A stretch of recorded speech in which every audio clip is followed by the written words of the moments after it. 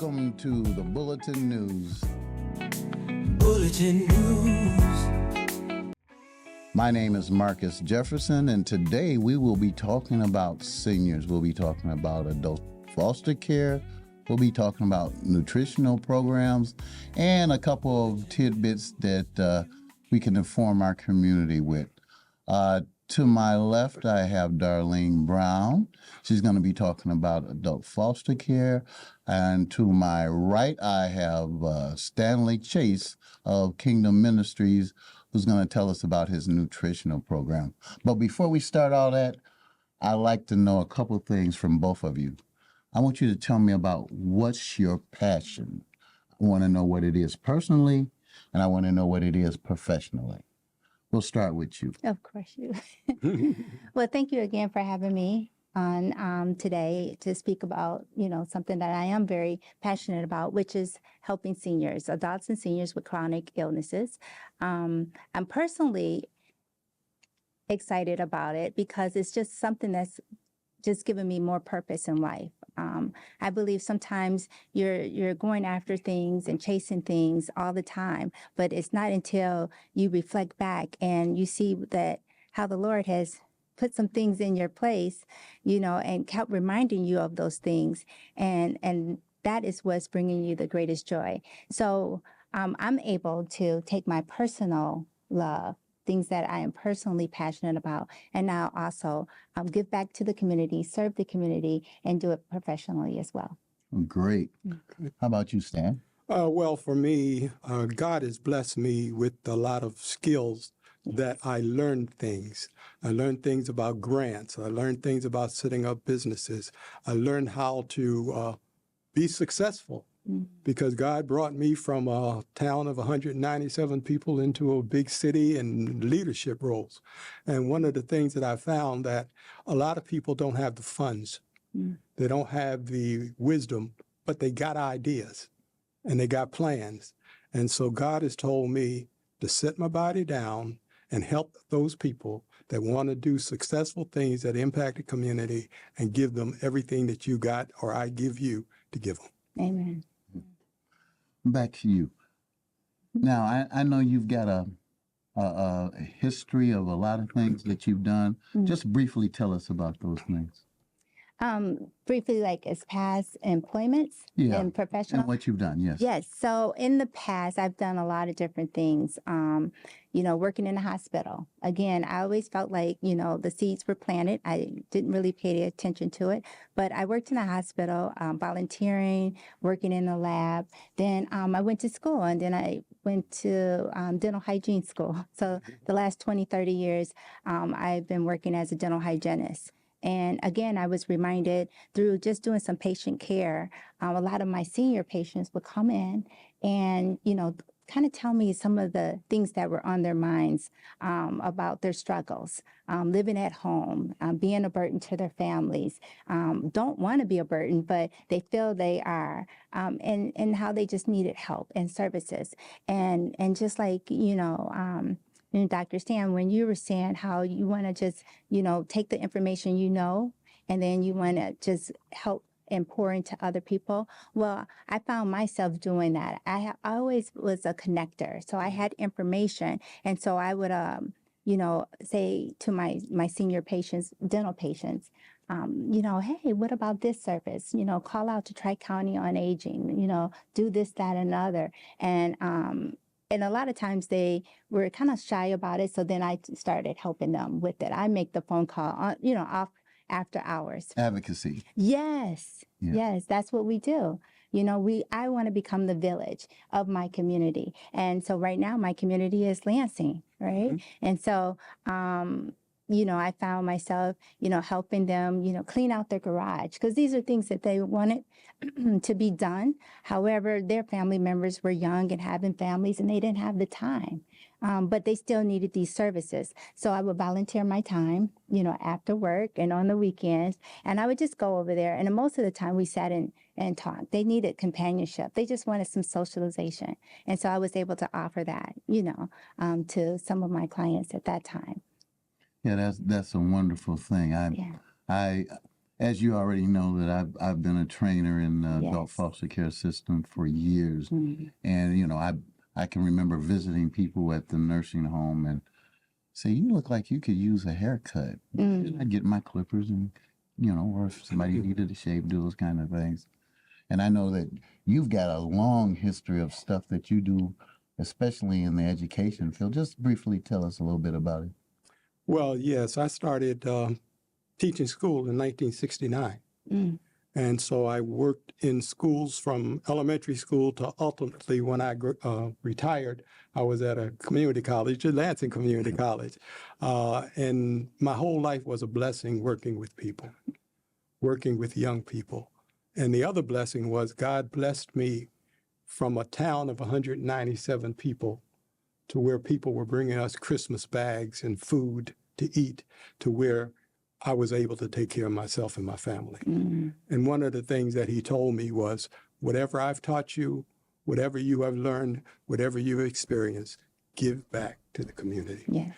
And that's been my goal, to share with the community anything that God has given me that will assist them, whether it's setting up a business, applying for a job, any of those things, getting grants. I just do that because God said so. Well, you told me about a unique program that I didn't know that Panera Bread had any. I had no inkling that Panera Bread even did anything like that. Can you expound on that a little bit? Yeah, it was really interesting. I had a friend that was getting Panera Bread one day a week, and he was taking it to his apartment where it was for senior citizens. Mm. And instead of the senior citizens taking it and eating it, they were taking it, and some of them were selling it, and other ones were taking it back to other people that were not in the senior citizen facility. So he stopped doing it. And he called me up and he said, "Would you start picking up the bread and you can give it to the people at the church?" I said, "Well, that's a good idea." So I went to Panera Bread, started picking up Panera Bread one night a week.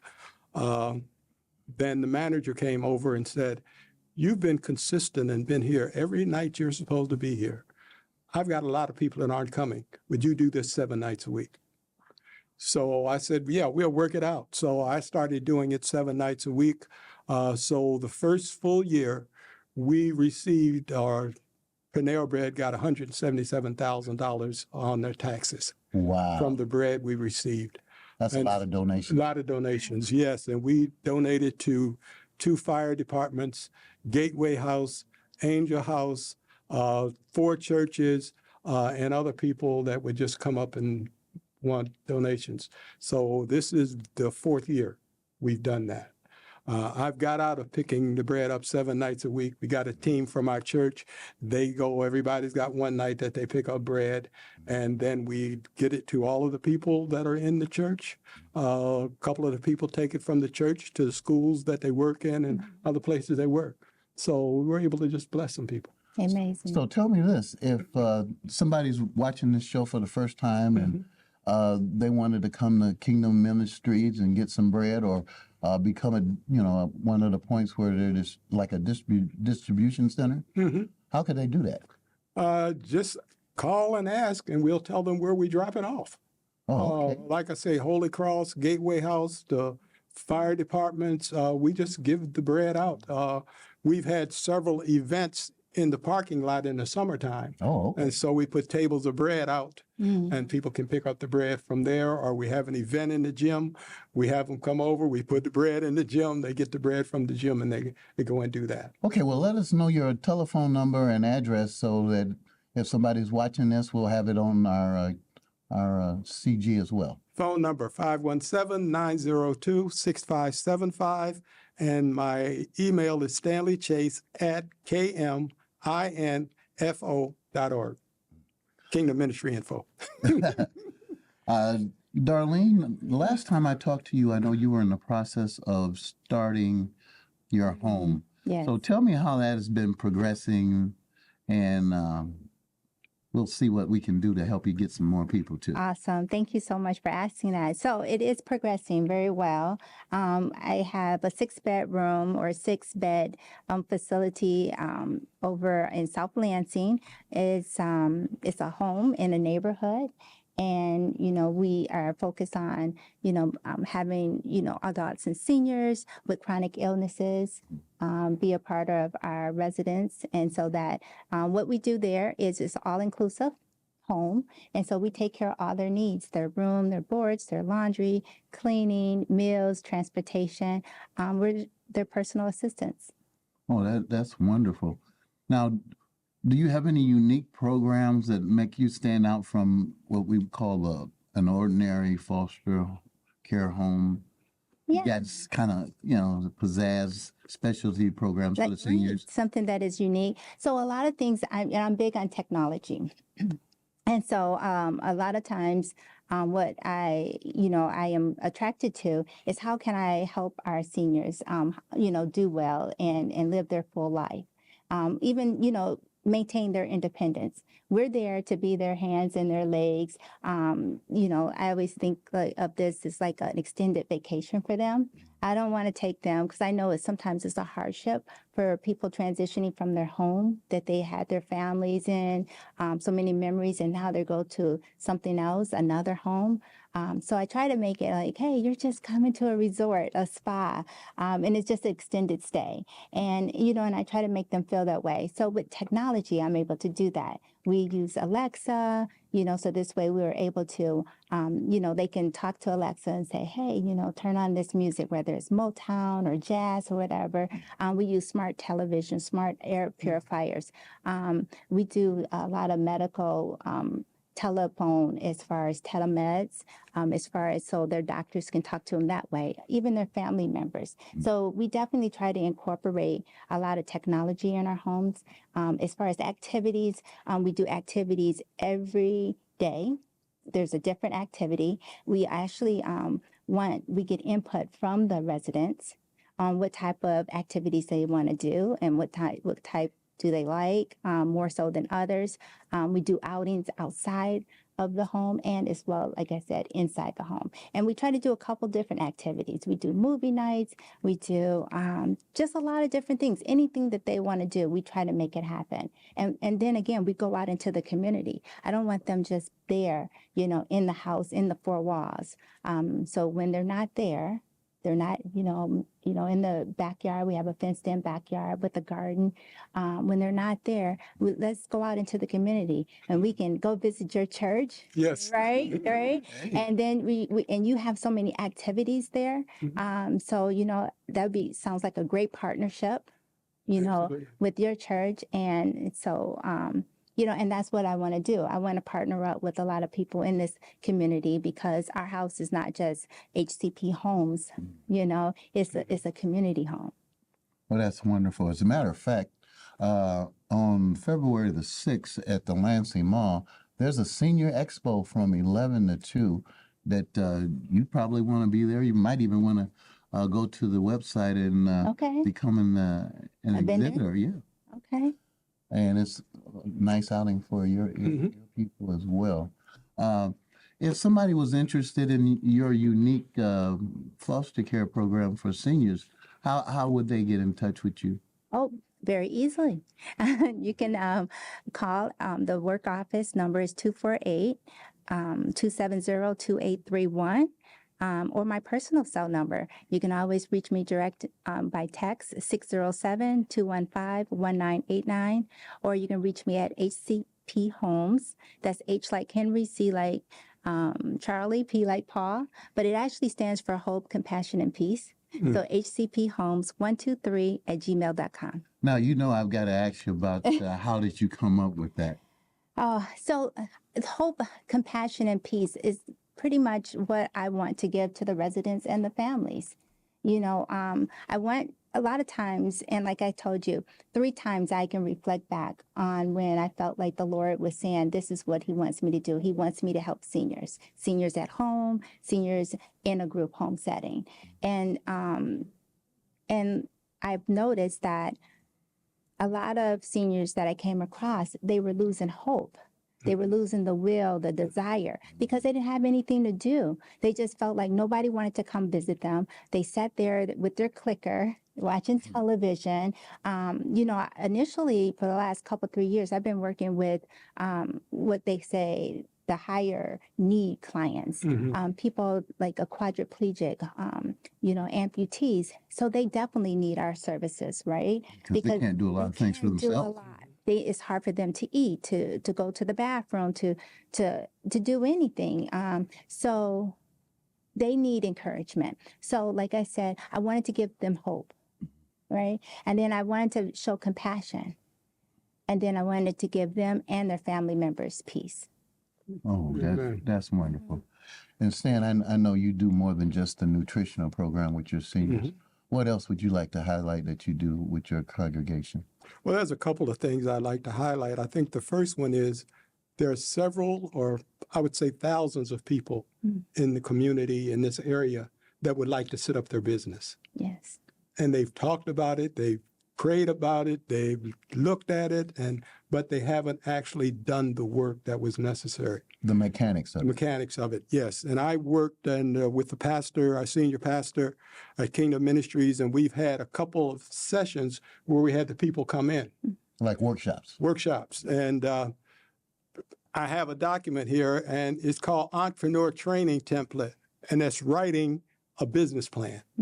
It talks about writing your business plan, your budget, getting everything done, getting that set up. And then once that's set up, we go to the second step. And the second step is registering your business with the state and the federal government. So we walk through that whole process and take you from a dream to a reality. And that is so important. When I first started the newspaper, it took me 2 years to get my nonprofit. And I think when you helped me with the last Tomorrow's Kids, my nonprofit for educating kids, I think it was 2 months. Yep. So just streamlining that process and knowing what to do, and not, because a lot of people just fumble and bumble through that stuff all the time. A lot of people do that, and it's not that difficult if you have an idea. It's following a process, and this is what this is. It's called writing a business plan, and it walks you through the process of writing your business plan. Once you've done that, then you go online, have you come into the church, we'll sit in the sanctuary, bring your computer, I'll bring my computer, and probably an hour and a half later, you'll have your business set up. The roadmap. The roadmap. Yeah. It works. And so many people out there that would like that, but they don't know where the next steps are. Now they do. Yeah. And it's for free. It's for free. Yes. Oh, and yeah, we got to tell them that part, because you say, how much money is this going to cost me? Right. And that's a wonderful thing that I love that you do for the community. The funding that will cost you will be the registration with the state and then registration with the federal government. But once that's done, money cometh. Yes. Money cometh. You got your business, things will come in.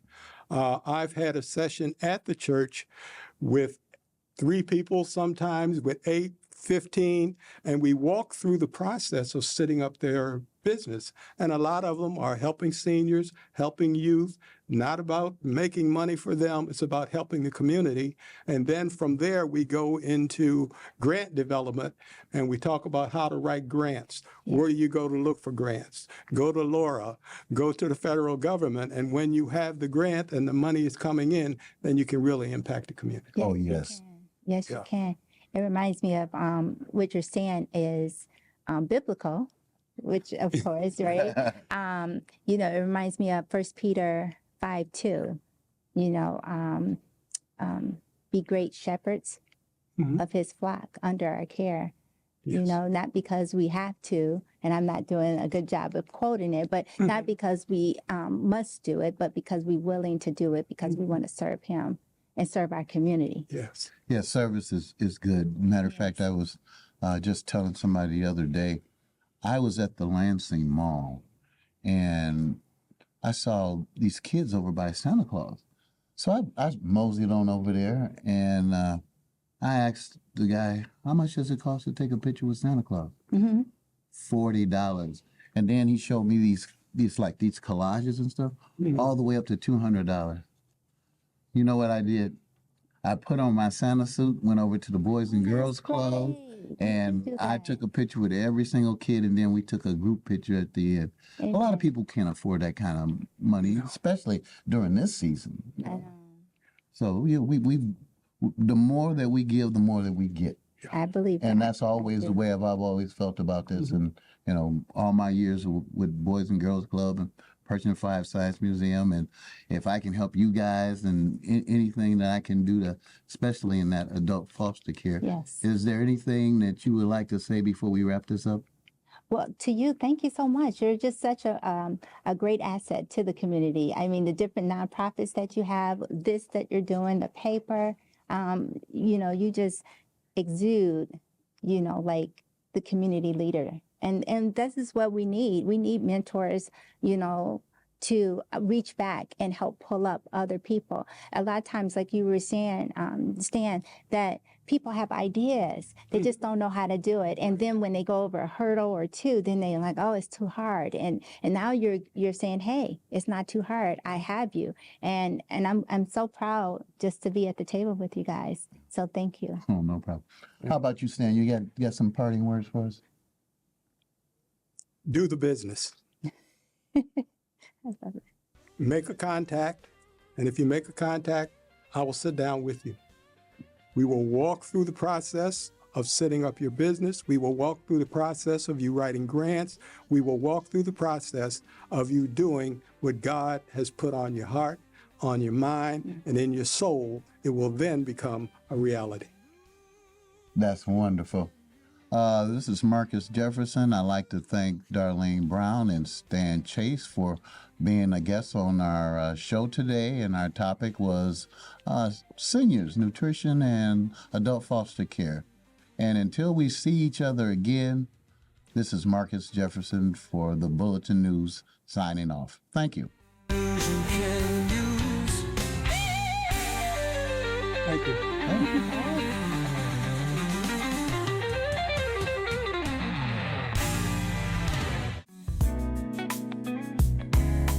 Bulletin news you can use.